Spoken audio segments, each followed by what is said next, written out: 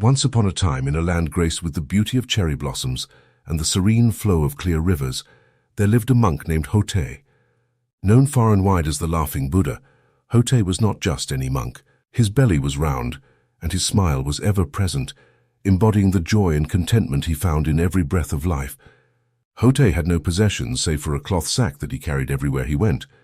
This sack, it was said, contained all the treasures of the world, but Hotei used it only to carry sweets for the children and food for the hungry.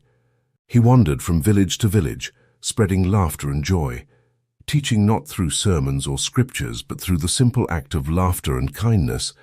One day, a troubled young man approached Hotei as he sat beneath a cherry tree, petals dancing around him like snowflakes. This young man, whose heart was heavy with questions about suffering, success, and the search for enlightenment, asked Hotei, "O wise one, I have sought enlightenment for many years, yet it eludes me. I meditate, I fast, I study the scriptures, yet peace is nowhere to be found.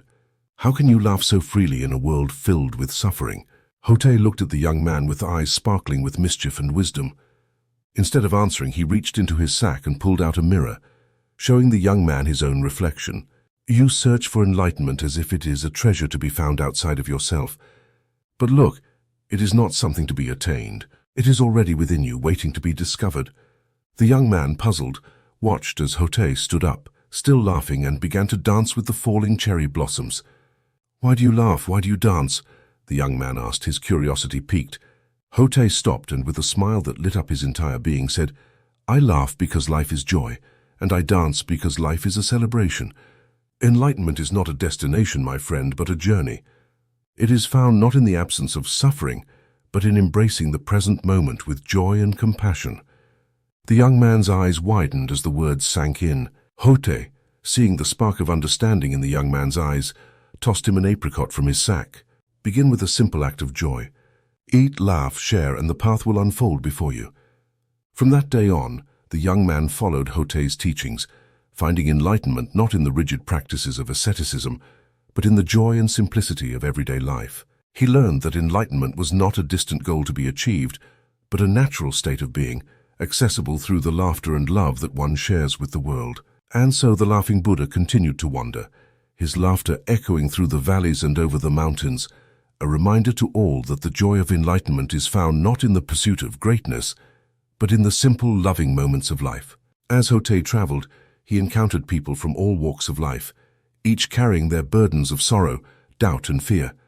To a grieving widow, he offered a flower, its beauty a testament to the impermanence of life and the ever-present potential for renewal. To a disillusioned soldier, he gave a simple meal, sharing that true strength is found in the capacity for kindness and compassion, not in the might of arms. In every village, Hotei left behind a trail of joyous laughter, transforming the lives of those he met with his simple, profound wisdom.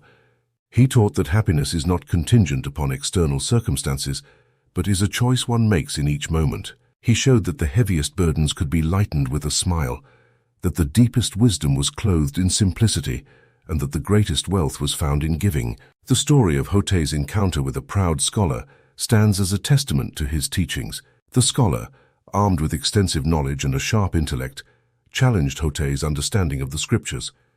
In response, Hotei set down his sack and filled his hands with sand from the nearby river.